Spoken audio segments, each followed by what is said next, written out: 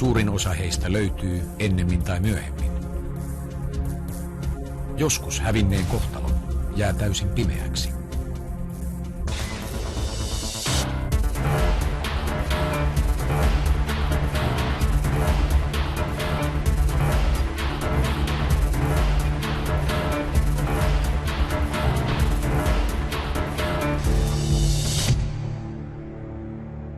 Pia joskus, että hän meistä ei pidetä ja tommoittais, mutta mä sanoisin, että kuule, kun aika menee eteenpäin, niin kyllä pojat juoksee sun perässä, että kyllä hän oli sen tyyppinen, että mä katsoin, että hän on todella viehättävä.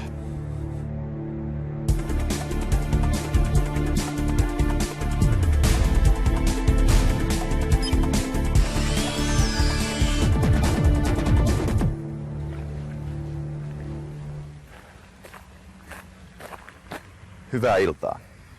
Vuonna 1988 katosi Piikkiössä 15-vuotias Pia Irmeli Ristikankare. Hänen henkilöhistoriansa tuo mieleen Suomen tunnetuimman ratkaisemattoman henkirikoksen. Hänessä ja Kyllikkisaaressa on paljon samoja piirteitä. Molemmat ovat nuoria uskovaisia tyttöjä aikuisuuden portilla. Ja kummankin kohtalo on pysynyt ratkaisemattomana arvoituksena aina näihin päiviin asti. Kohtalokkaat tapahtumat saavat alkunsa Piikkiössä.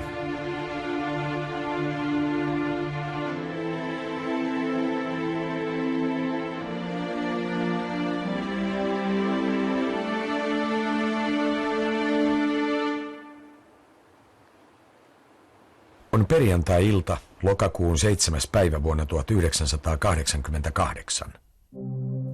Muurari Heikki Ristikankareen yksinhuoltaja perheessä on 3 lasta. 3,5-vuotias Kalle, 14-vuotias Teijo ja 15-vuotias Pia. Pia on koulussa sopinut, että hän viettäisi viikonlopun ystävänsä Tiinan kanssa Paimiossa, mutta isälle lauantaiksi ilmaantunut muurauskeikka sotkee suunnitelmat. Pia ilmoittaa Tiinalle, ettei voikaan tulla ainakaan perjantaina, koska joutuu olemaan kotona lapsenlikkana. Oltiin sovittu niin, että Pia on Kallen kanssa silloin lauantaa. Mutta sitten tulikin tämä, kenellä mä tein tämän pikkuremontin, niin soitti, että juu, että ota tämmöinen pikkupoika Feli, että kyllä se siellä menee mukana, että hän vanhempa. No mä sitten sanoisinkin Pialle, että ei hänen sitten tarvitsekaan, mutta Pia oli ehtinyt peruuttamaan tämän Paimio-reisun sitten jo. Mä en tiennyt sitä. Perjantai-illan kunniaksi Ristikankareilla lämpiää sauna. Hei, annas tän. Löylyistä palatessaan Heikki saa kuulla, että Teijon ja Pian välille oli syntynyt köydenvetoa televisiokanavasta. Murrosikäisten riita päättyi siihen, että Pia lähti ulos. Kun tyttö ei vähän aikaan kuulu, jää Heikki siihen uskoon, että tyttö on lähtenyt Tiinan luo Paimioon. Sitten tosiaan silloin perjantai-illalla mentiin appiukon kanssa saunaan. Mä kysyisin ensin, että ketä menee ensimmäiseksi. Me todettiin sitten, että mennään me appiukon kanssa ja sitten lapset saa mennä sitten joskus, kun tykkäävä. Ja Pia oli sitten vielä, että hän ei oikein ollut halukaskaan lähtemään saunaan silloin illalla. Mutta sitten kun me oltiin saunasta tultu, niin sitten kuulin Teijolta, että Pia oli lähtenyt. Mä olin tässä eko. Vaihdetaan kanavaa, se tulee huono ohjelma. Katoamisiltana Pia on pukeutunut farkkupukuun. Hänellä on mukanaan pieni laukku, jossa oli 20 rahaa ja pankkikortti. Vartaloltaan hän on hoikka, hiukset ovat vaaleat ja keskipitkät. Pia on muutamaan otteeseen aikaisemminkin viettänyt viikonloppua Paimiossa, joten Heikki alkaa kaivata tytärtään vasta sunnuntaina. Soittaessaan Tiinalle hän saa kuulla, ettei Pia ole ollut hänen luonaan koko viikonlopun aikana. Mä oletin, että kun mä menen sunnuntai kokoukseni, niin Pia on siellä sitten ja tullut näiden Ristimäen lasten kanssa sinne ja sitten hän tulee kotiin, mutta nyt ei hän ollutkaan sitten. Hän ei ollut ollenkaan tullut Paimioon, niin se tilanne, niin siinä tosiaan maa putosi jalkojalta pois. Pia Ristikankareen katoamisilmoitus kirjataan Kaarinan poliisin rekisteriin 10. lokakuuta. On maanantai-aamu ja kello 08.45. Miten poliisi reagoi Pian katoamisilmoitukseen?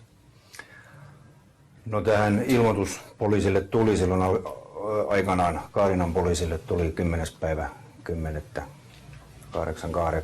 aamulla 8:15. Ja silloin käynnistettiin ihan normaalit toimenpiteet, mitä käynnistetään silloin, kun ihminen katoaa. Eli kirjataan tämmöinen S-ilmoitus, kadonnut henkilö, ja aloitetaan tämmöinen tiedustelu- ja tiedotustoiminta sen selvittämiseksi, missä tämmöinen ihminen voisi olla. No miten nopeasti ajateltiin, ettei kysymyksessä olekaan niin sanottu pidentynyt viikonloppu? No siinä varmaan meni muutama päivä. Voisin kuvitella, että noin viikonpäivät meni johtuen siitä, että tietoa tuli hyvin vähän, vihjeitä tuli hyvin niukasti silloin alkuun, mutta sitten kuitenkin tiedettiin, että Pia oli tunnollinen koulussa, hän oli just vaihtanut koulua ja näin päin pois ja koulunkäynti oli kesken. Lähti siitä kyllä sitten. No mihin toimenpiteisiin sen jälkeen sitten ryhdyttiin? No sen jälkeen poliisi sitten ryhtyi aktiivisesti selvittämään näitä henkilöitä, joita tiedettiin, että Pia tuntee ja tietää. Ja näitä henkilöitä haettiin ja heitä puhuteltiin ja kuulusteltiin. No tiesikö poliisi jo alkujaan Pian uskonnollisesta taustasta? Kyllä tiesi. Etsiessään mahdollisia tutkimuslinjoja poliisi perehtyy Pia Ristikankareen henkilöhistoriaan. Heikki Ristikankare on toukokuussa 1986 tapahtuneen avioeron jälkeen jäänyt 3 lapsen yksinhuoltajaksi. Pia on lapsista vanhin, katoamishetkellä 15-vuotias. Avioeron syy johtui Pian äidin vaikeuksista hallita alkoholin käyttöään. Hiljalleen perhe ajautui tilanteeseen, jossa Gunilla ei enää pystynyt huolehtimaan lapsista Heikin ollessa töissä. Hän myös väärinkäytti perheen pankkitilejä saadakseen rahaa itselleen ja ryyppykavereilleen. Pia reagoi perheen särkymiseen voimakkaasti. Hän oli isän tyttö. Eron jälkeisessä riitatilanteessa hän ilmoittaa isälleen, että hän lähtee kodista, jos äiti tulee takaisin. Yksi asia mutta on jäänyt kalvamaan jo siinä mielessä, että se on jonkun verran aikaisemmin oli tämmöinen tilanne, että mä Pia sanoisin, että älä huuda, että ei meidän huusollista yksi huutaja on joutunut lähtemään. Nyt me voidaan rauhoittua kaikki. Ja se, että mä vertasin häntä niin kuin äitiin tässä, niin mä huomasin, että se oli niin kuin shokki hänellä, että niin, hän ei voinut ajatellakaan, että hän olisi samanlainen kuin äiti.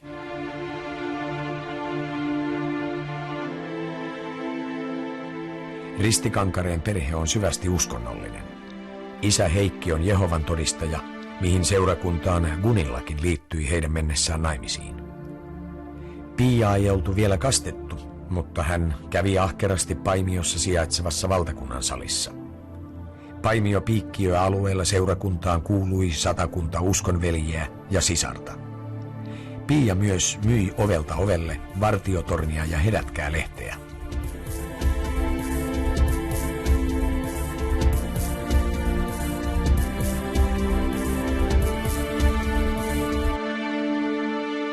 Tutkimuksissa käy ilmi, ettei Pialla ole poikaystävää, mutta ihastuksia nuorella tytöllä oli. Siitä kertovat päiväkirjamerkinnät. 3. toukokuuta 1988. Tänään me vilkutettiin 2 jätkälle, jotka ajoi autolla ohi. Ne pysähtys ja me hypättiin kyytiin. 5. toukokuuta 1988. Eilen diskon jälkeen me taas vilkutettiin niille. Mä hyppäsin sen Börjen autoon. Hän oli yksin silloin. Me käytiin metsässä. 18. elokuuta 1988. Mä olen selvästi rakastunut, siis ihastunut yhteen jätkään. Pia on luonteeltaan syrjään vetäytyvä.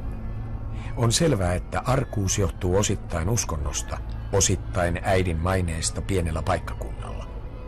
Häneen kohdistui osin julmaakin kiusaamista koulun pihamaalla. 25. huhtikuuta 1986. Mun piti mennä erityisopettajan luo. Se kertoi, että ne oli puhuneet musta ja siitä, että jos mua kiusataan vielä, niin ne kiusaajat eivät saa tulla luokkaretkelle. Se on vain sitten, jos ne kiusaa oikein paljon. 29. huhtikuuta 1986. Tomi teeskenteli, että hän on ihastunut muhun. Se sanos, hei Pia. Kaikki nauro, kun mä estin hymyn leviämistä mun kasvoille. Hän oli tommonen, sanoisin, että aika reipas ja tyttö, että ei siinä mitään.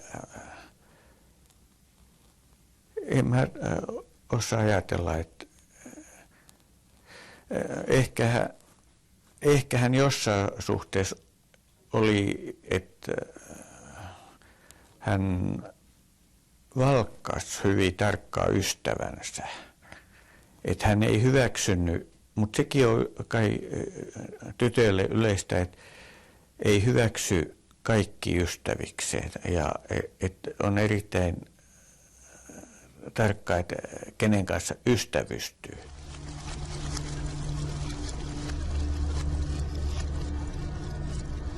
Pian elämäntilanne kohentuu, kun hän aloittaa opiskelut Turussa sijaitsevan Aninkaisten ammattikoulun kotitalouslinjalla. Siellä hänen taustojaan ei tiedetä. Hän saa uusia ystäviä. Eräästä naisopettajasta tulee Pialle roolimalli. Hän kertoo kotona haluavansa olla isona, samanlainen kuin opettaja.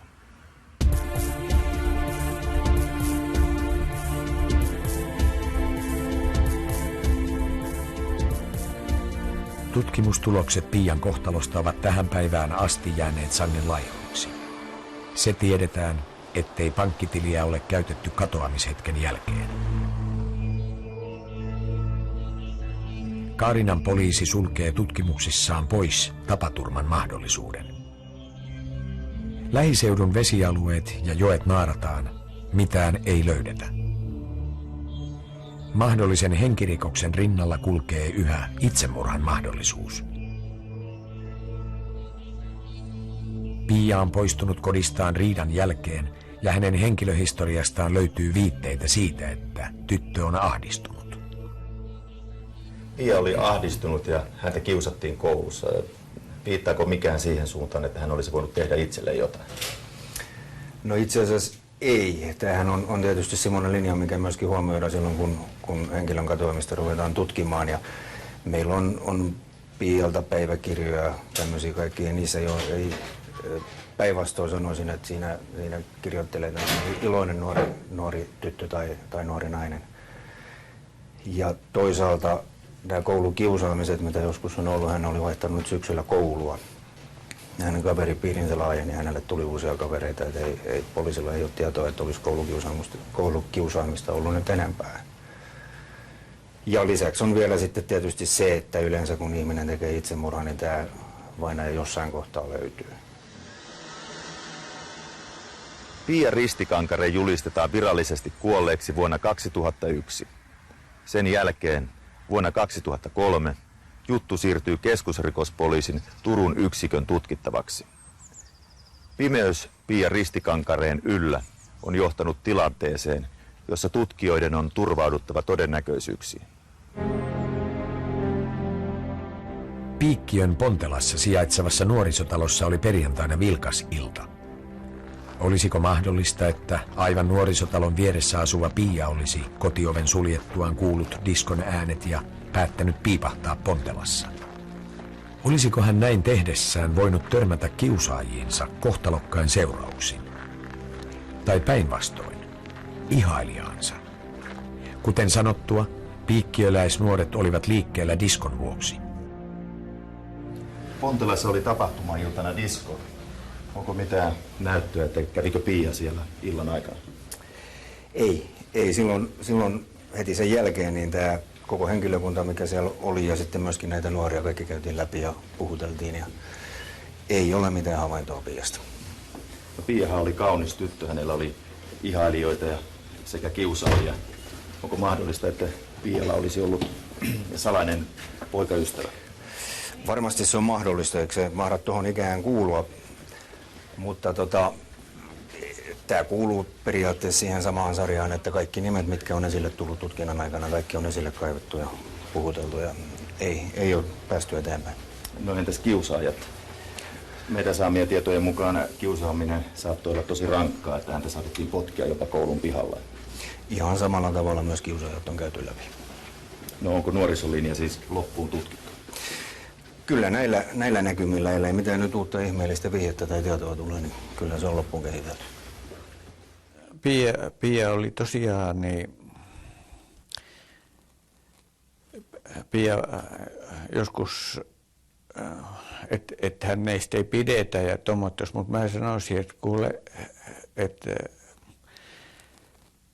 kun aika menee jonkun vuoden eteenpäin, niin kyllä pojat juoksee sun perässä, että kyllä hän oli sen tyyppinen, että mä katsoin, että hän on todella viehättävä.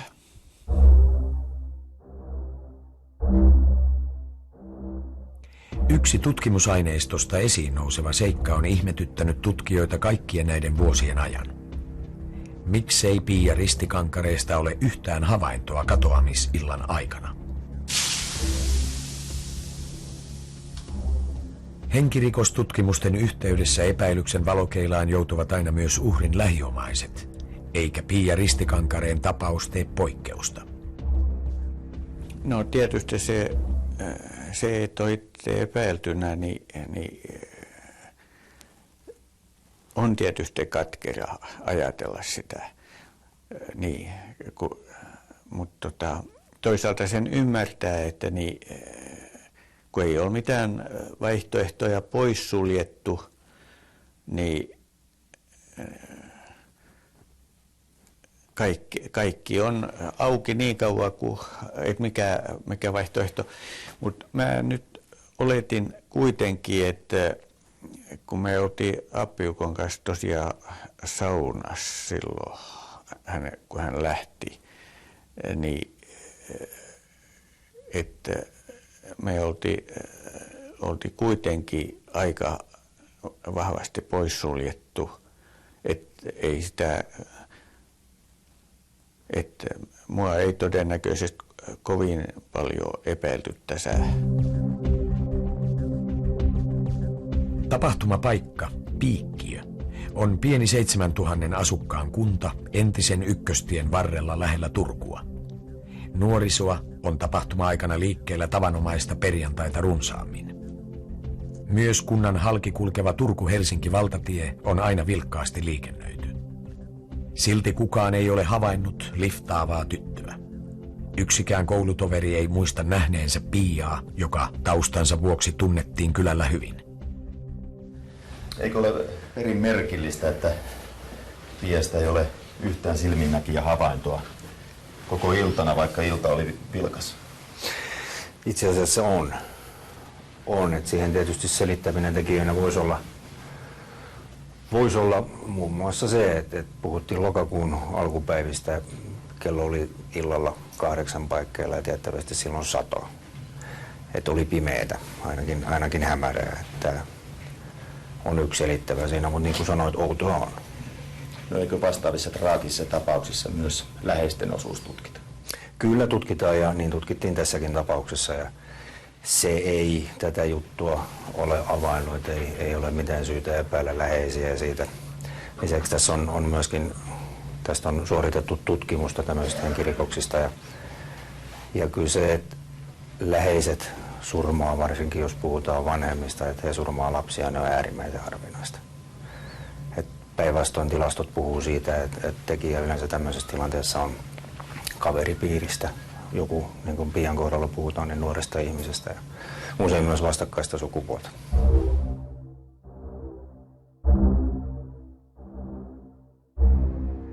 Yksi viitta tutkimusten tienhaarassa osoittaa seurakunnan suuntaan. Pia Ristikankaretta ei oltu vielä kastettu seurakunnan jäseneksi, mutta hän kävi usein Paimion valtakunnansalin kokouksissa, joissa alueen Jehovan todistajat tapasivat toisiaan. Mä en todellakaan usko siihen, että Pian tapauksessa löytyisi syyllistä uskonveljeä. Kyllähän on tämmöisiä erottamisia tapahtunut, että on niitä, jotka joudutaan seurakunnasta erottamaan niin epäkristillisen käytöksen takia, mutta ne on paljon pienemmistä rikkomuksista. En mä usko, että sieltä löytyisi semmoista ketään, joka olisi pystynyt tekemään tuommoisen.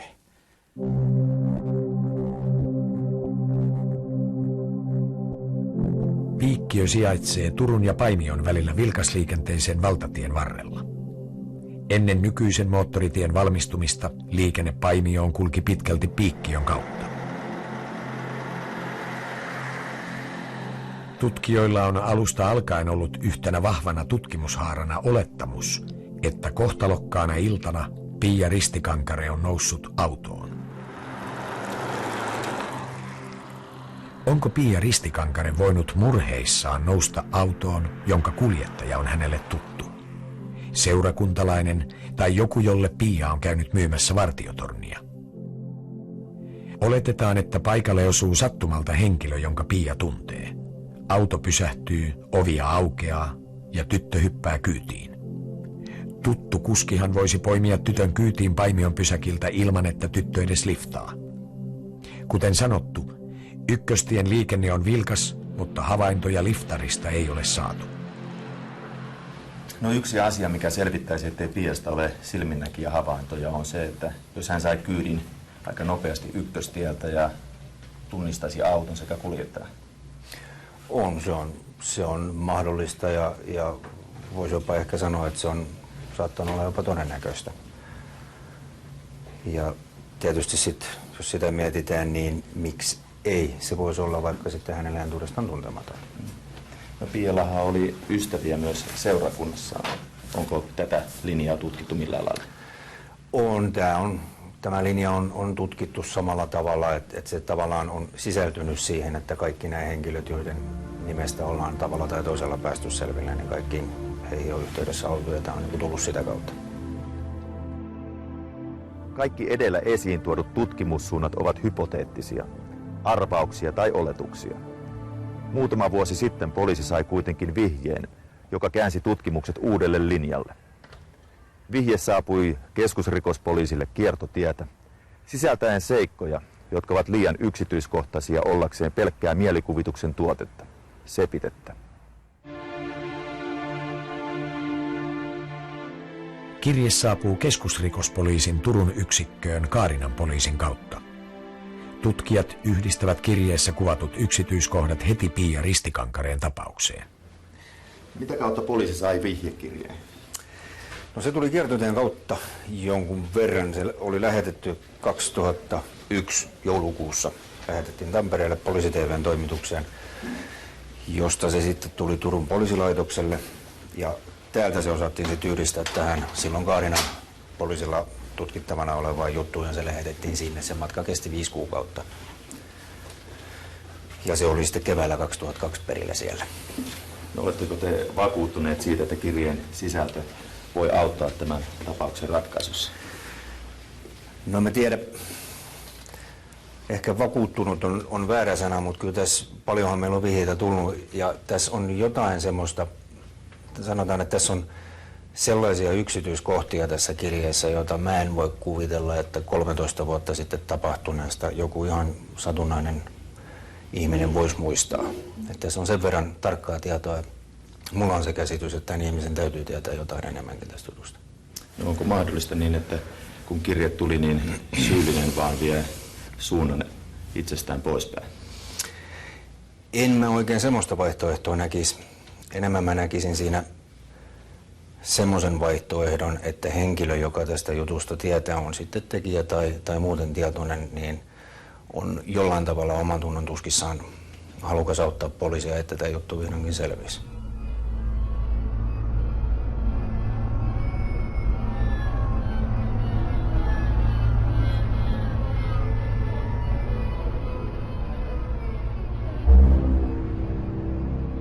Vahva epäilyn varjo lankeaa henkilöön, joka on asunut tapahtuma-aikana Turun seudulla.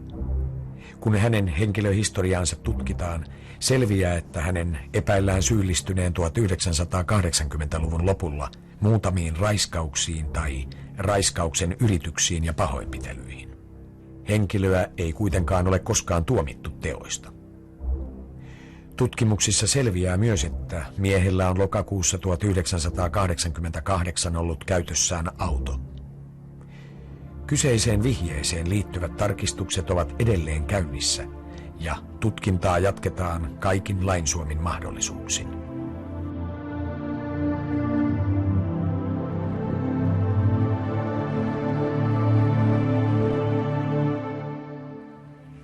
Pia Ristikankare, nuori uskovainen tyttö, on ollut kadonneena pian 20 vuotta.